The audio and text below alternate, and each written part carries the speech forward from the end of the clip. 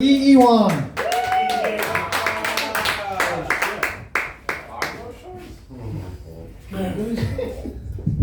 You guys.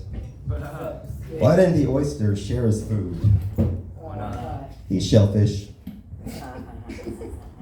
It's a joke. Alright, there's this guy, right? He's a sailor, and he's hired onto this new ship. It's a ship full of men, right? And so they're out for about 6 months, and he's talking to his buddy. He's like, man, it's starting to get really horny here, Like, when we go back into port? And he's like, whoa, no, we're not going to go back to port for like 6 more months. And he's like, what the fuck? I can't wait that long. He's like, well, have you tried the barrel? He's like, no, what's that? So he goes to his room, he shows him this barrel with a hole in it, right? And he's like, yeah, go ahead. And so he like fucks the barrel, right? And it works really good, So he talks to his buddy, he's like, oh yeah, man, that barrel's pretty good, I'm gonna use it every day. And he's like, oh, you mean every day but Sunday, right? He's like, oh, you can't use it on Sunday? He's like, yeah, you can, but Sunday's your day in the barrel. What do you call a guy that could make a business suit real fast? Taylor Swift. Yeah, Pride Month just passed. I think Pride Month needs a mascot. And I got the perfect one, the flamingo. Right? They're pink, they love to dance, and they're like a peaceful, non-predatory bird. Yeah, they just eat like brine shrimp and algae. Nobody gives a damn about brine shrimp. And you know what a group of flamingos is called? They're not called a flock. No, they're called a flamboyance. How gay is that, right? Even the word flamingo is flaming O. A flaming O? That's a burning butthole.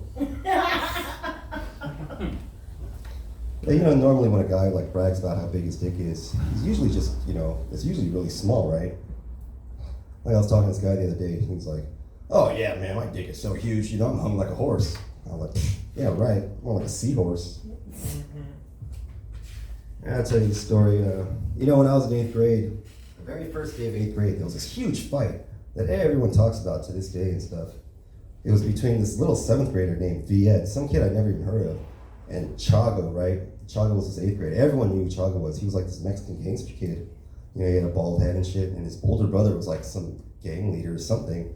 Anyway, the whole throughout 7th grade, I was scared to death of Chago. I totally avoided him. And the very first day of 8th grade, he gets into this huge fight, right? I didn't see it, but everyone told me about it. Anyway, the fight starts, and Viet, he gets into this weird kung fu stance, right? He's like this, right? And then everyone just starts laughing and shit, because they think he's fucking around or something. But he's not, he's like, come on, right? And so Chago, comes up to him, and Viet just starts kicking and punching him and shit, right? Like all these crazy kung fu kicks. And then he's like winning, And so Chago got these two buddies with him, right? And so they're like, fuck this, and they jump in and shit, they're fighting. And Viet starts fighting all three of them, at the same time almost and shit. And everyone told me that it looked like the three guys were moving in slow motion. And Viet's just beating them up, he's like, pow, pow, pow, pow, pow, pow, right? And then at some point, Chago's like, fuck this. And he goes to his backpack and he gets these two sharpened pencils, He's like, I'm gonna fucking stab you, right? And Viet, he just starts kicking at the pencils and shit, right? And he breaks them, and he breaks both of them. And then he just starts kicking everyone, and then they all just give up like, ah, fuck, and they just run away. And everyone's just all stunned and shit, and they just start clapping and shit, for Viet. And it was crazy, After that day, everyone, took martial arts and shit.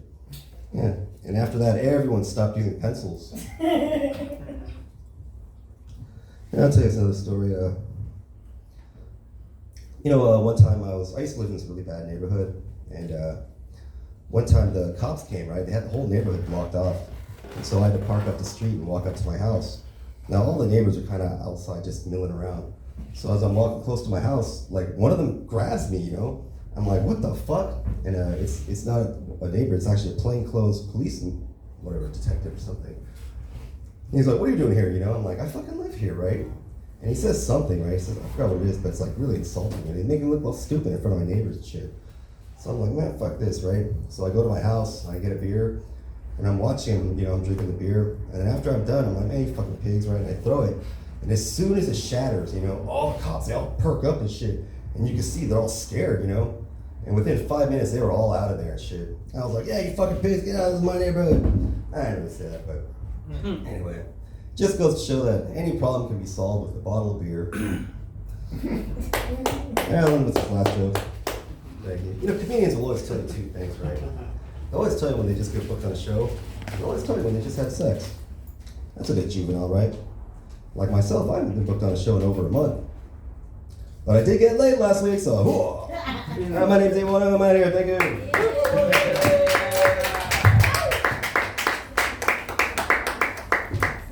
Guys, give it up one more time for E1. Okay.